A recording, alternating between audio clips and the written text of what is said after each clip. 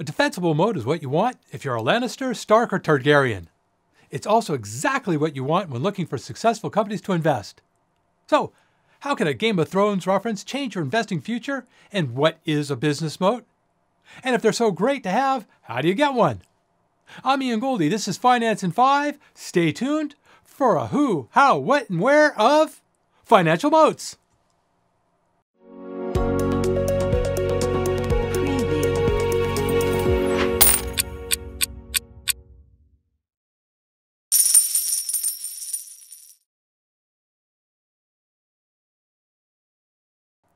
I'm so excited to talk about moats because once you understand the analysis of a defensible moat, you will be forever changed on how you look at every company from a business point of view.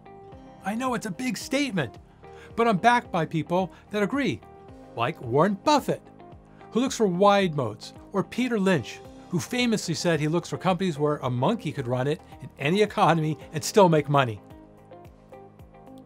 For those of you joining me for the first time, welcome! And I'm honored to help you on your journey of being the best investor possible. In the top left of your screen is the subject and topics.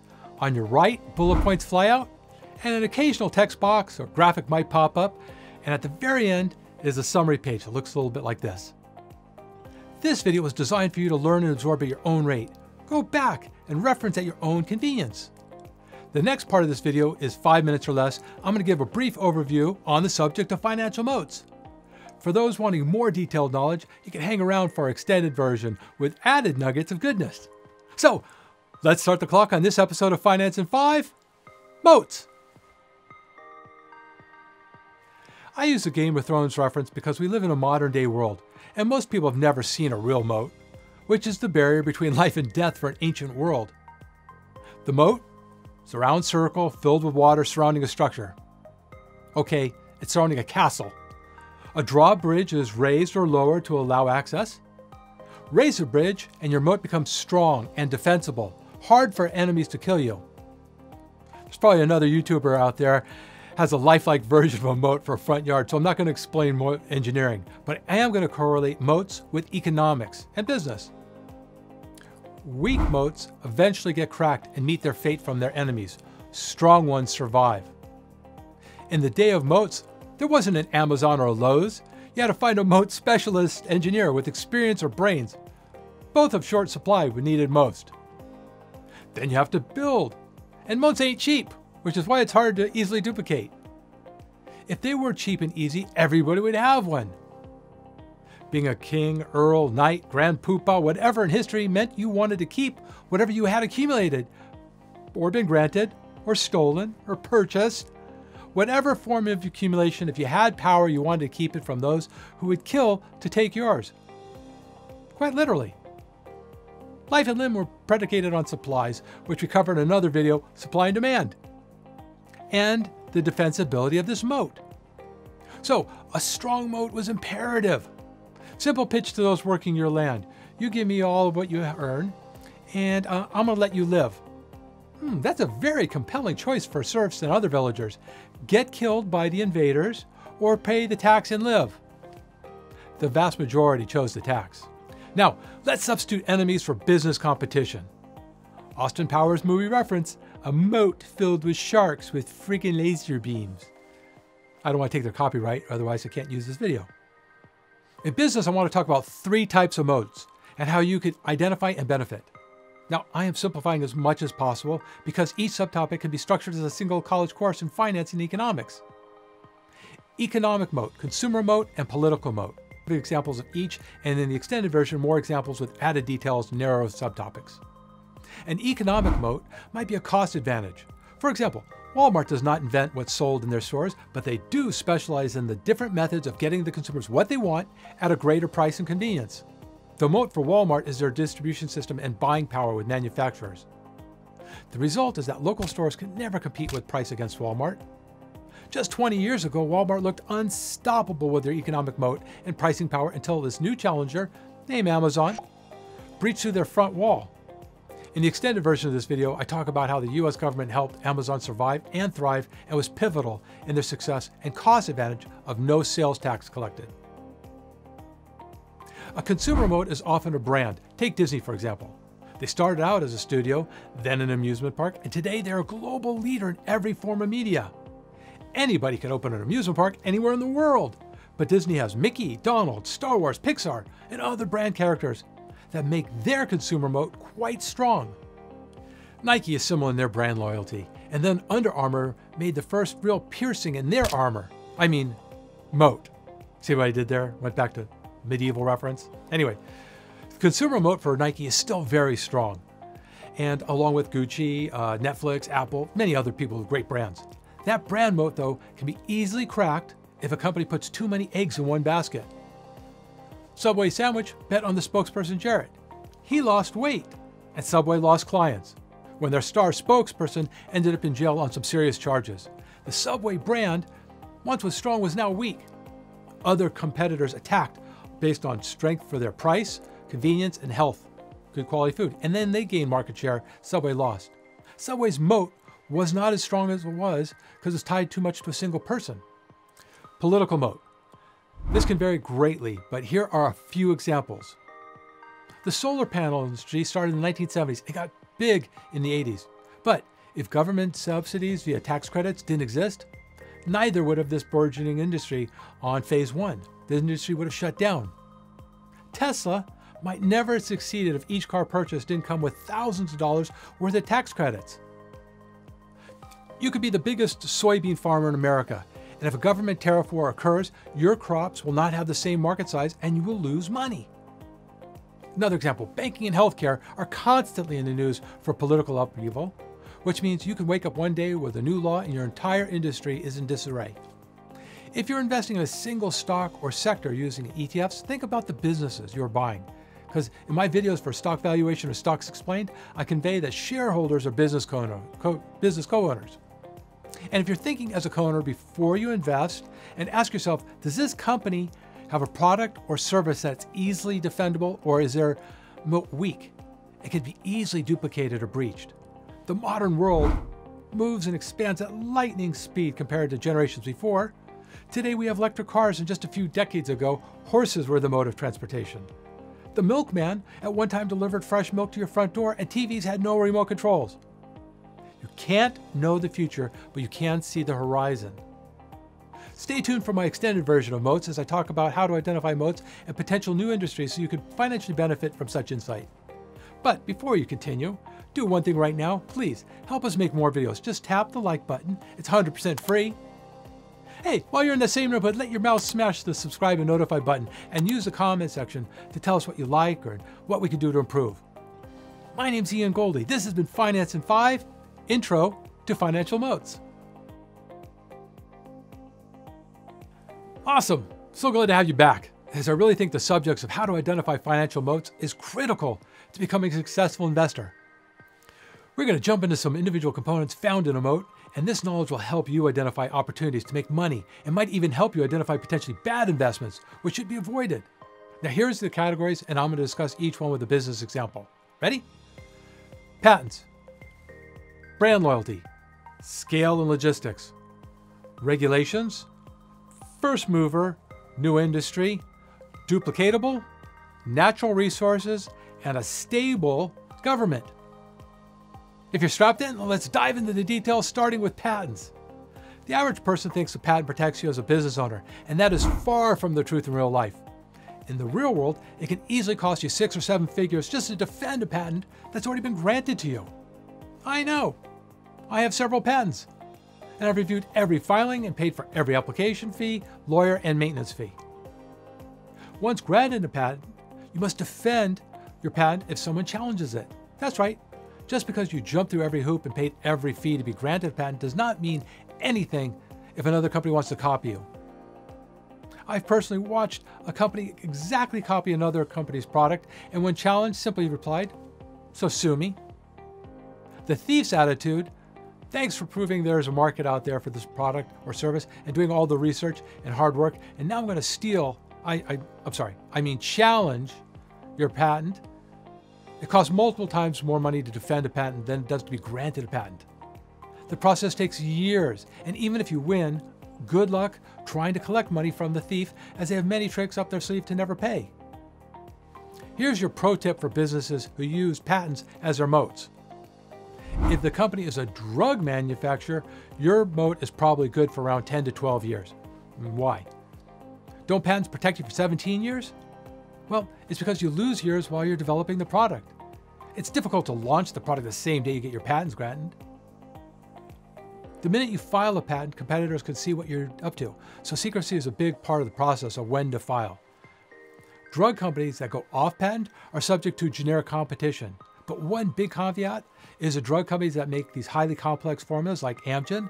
They're called biosimilars. They're much harder to be granted opposed to the lower hurdles of most simple compound generic competitors. But sometimes drug companies, they tweak their original formula for improvements, then apply for new patents so they can extend their protections. Sometimes it works. I also like companies with patents in technology, but they really need a portfolio of patents in one area of tech to prove a defensible moat. So tech patents can be good if competitors infringe on their inventions and become successful. I'll give you an example. A success that has widespread adoption of the infringement can lead to huge settlements in court cases. Carnegie Mellon won a $1.17 billion verdict against Marvell Technologies in 2013.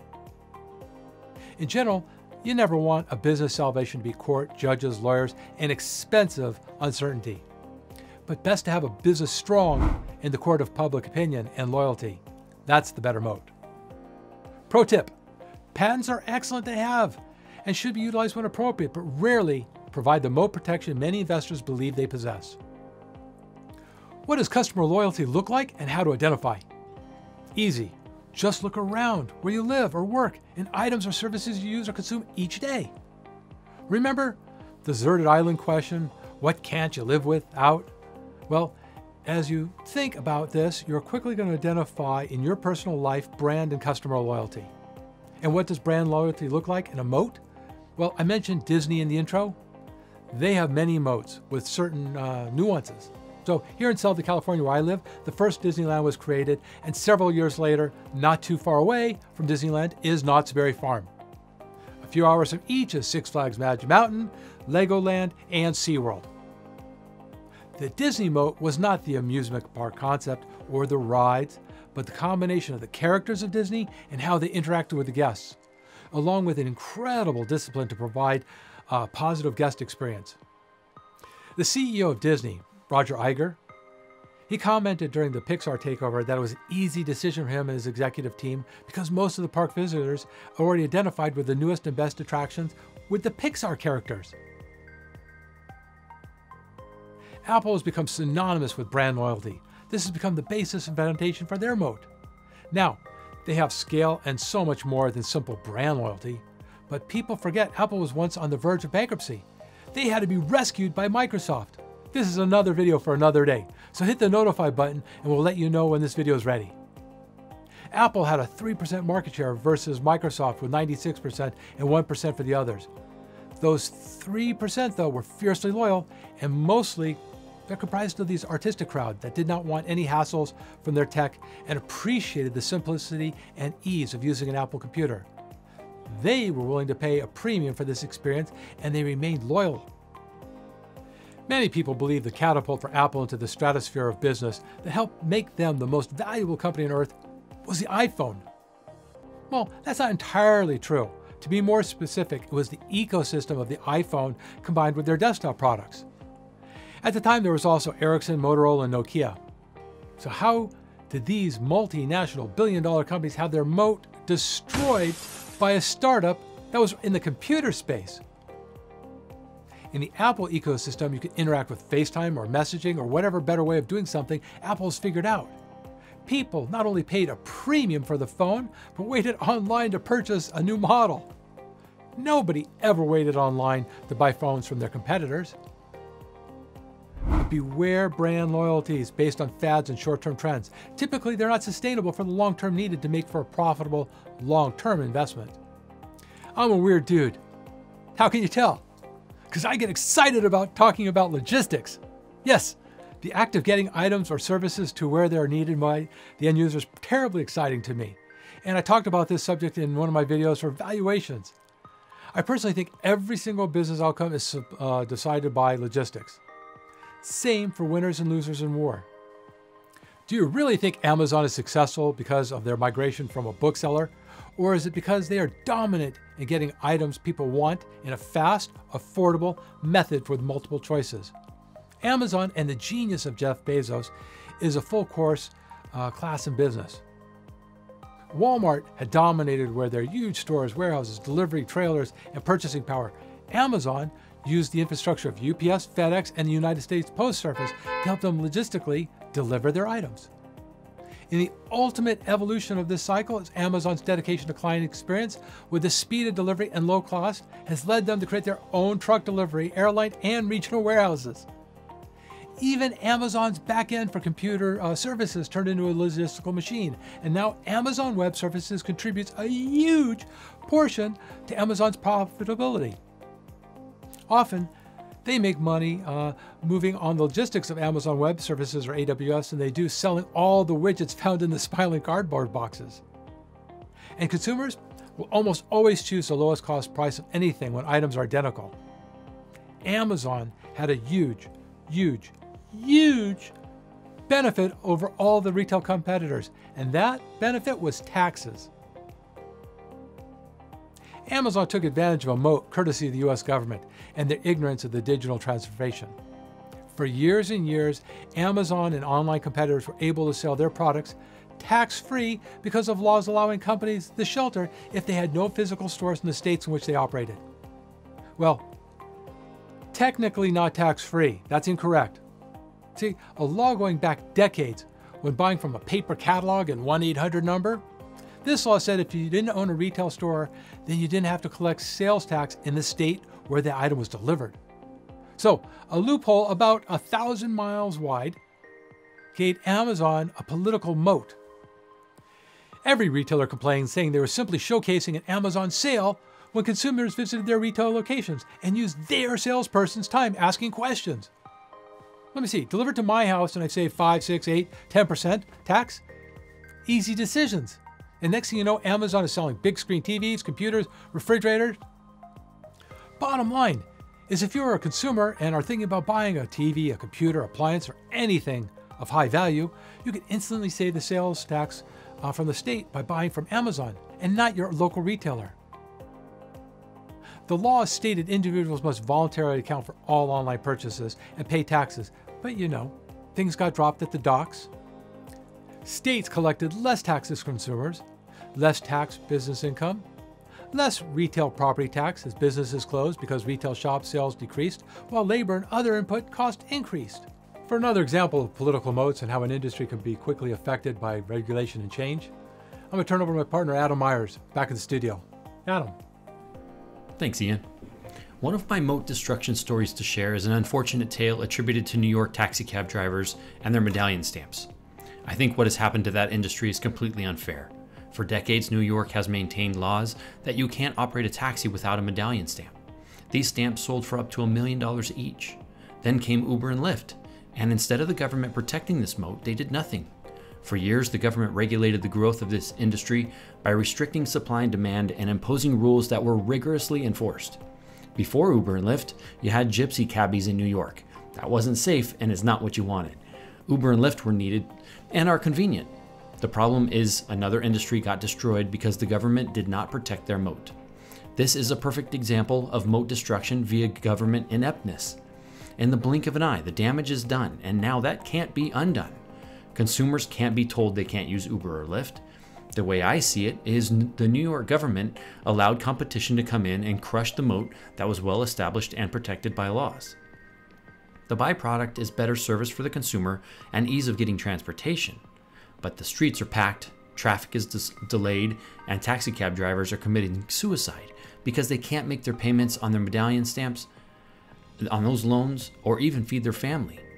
Here's a pro tip. Never rely on government regulation as your moat barrier.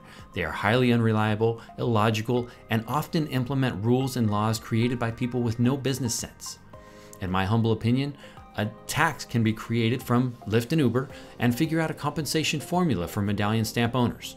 Offer a one-time cash out offer that is fair to medallion stamp owners and open the ride-hailing market to everybody that abides by the municipality's local laws and regulations. I think that would be a great first step to correct this dilemma. Ian, I'll send it back to you to dive into the advantages of being the first mover in an industry. Thanks, Adam, for sharing that story about the medallion owners. I hope that gets changed. It doesn't seem fair to me either. But fair and business sometimes don't go hand in hand. First mover advantage in moats is very tricky. The instinct is to reward the inventor of a new product or service. Innovation always wins, right? Wrong. Apple didn't invent anything, but they did innovate and made each thing they touched better. Save for Japan when building cars with great gas mileage 3 times the range of our cars in the US. Or Facebook with social media, or Google for search. It's incredibly hard to invent than it is to innovate to maintain market dominance. Instagram and Snapchat are not the innovators, nor is Spotify, but they dominate their fields because of seeing the potential of a market created by others. They are not stealing, but innovating in their own way, in the natural evolution of business using capitalism. Napster could have been Spotify, but they didn't monetize properly with the agreements with the labels. Hulu was created because the founder, Jason Kilar, was smart enough to realize the path to success was partnerships with all the media owners, so he made them equity partners by selling a stake in Hulu. Being first is not a moat. Being best is a moat. New industries are created in various ways, and you should look for moat opportunities. An example is GPS, which was invented by the military, and the tech crossed into the consumer market, with Garmin being probably the earliest leader. And Garmin quickly focused on this new market with an emphasis on quality and innovation. Well, if you're going to put a GPS system in a plane, semi-truck, fleet, or hiking tracker, then you're willing to pay a small premium for an industry dominator focused on quality. The internet was a new industry that created multiple sub-industries. So that's a broad example of industry birth. But if you were to analyze some of the tech companies, tech industry dominance, then you could say IBM had a moat, and so did Cisco. If you were an IT professional in the 1990s, let's say a CTO with a big budget, and you tried to save money by purchasing equipment from competing providers, and then your company experienced some type of equipment failure, then your job, no, maybe your entire career could be in jeopardy. But if the failure was from products based on, let's say, IBM or Cisco, your defense could always be, I went with the biggest and the best. So your job security was a moat for these tech leaders. Happens all the time in business, and it's called protect your ass purchasing decisions. New industries are being born today includes artificial intelligence, CRISPR gene design, remote robotics, material science, energy conservation, food production, and so much more. This is why the future is bright, not blight. What is good for you has to be good for me. Why don't I just copy what you're doing? That's not fair. Stop your crying. No one cares. Wrong, right, fair. In the real world, if a product or service is easily copyable, then it will be copied quickly. And if it's complicated, then it will take a few more hours for somebody to steal or copy your idea. We live in the maker generation, where someone can use a machine and a CAD drawing to print out a car part and use the same machine to make a gun. Almost anything could be copied easily. You know what can't? Scale is hard to duplicate. For example, U-Haul, company's called Americo, but you know it as U-Haul. Penske and many others tried to compete and copy their model, and everyone found out how quickly it is to get locations all over the USA. That makes cost and service competitive. If a company is some type of .com, then the barriers must be unique, because someone will copy it. There's a German-based company called Rocket Internet. Simply copycatted works somewhere else, with nearly identical but legally different versions of whatever they're copying. Here's some examples. Domination of natural resources is a unique moat. Earlier, I mentioned the majority of the world's rare earth minerals are controlled by China, and other examples would be lithium. Production is mostly Chile and Australia.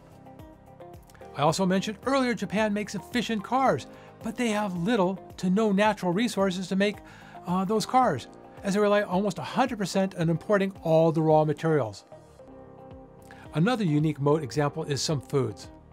Truffle mushrooms don't taste the same if they're grown anywhere other than France. Same for Chesapeake crabs, beluga caviar, Iranian saffron, Canadian or Vermont maple syrup.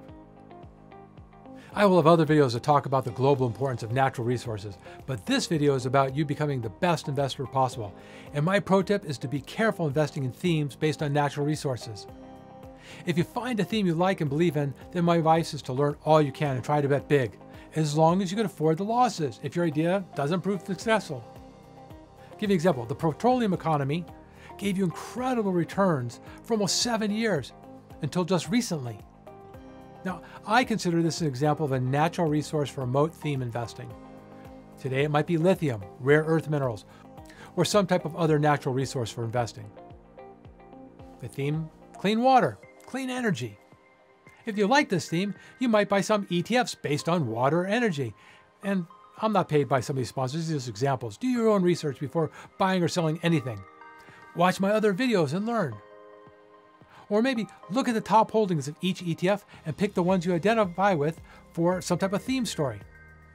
My video on stock investing will help you filter what to look for as far as PE ratios and other financials of an individual company.